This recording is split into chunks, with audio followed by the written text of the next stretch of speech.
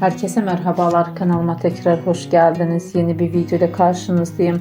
Sizler için Yağmur Öztürk ve Erkan Meriç çiftinden güzel görüntüler, yeni paylaşımlar sunacağım. Oyunculukta ve özel hayatta başarılara imza atan mutlu aşıklar yakında evleneceğini söylemiş. Birbirine yakışan çiftlerin mutlu görüntülerini, güzel paylaşımlarını umarım sizler de beğenirsiniz. Benden bu kadar. Hoşça kalın arkadaşlar.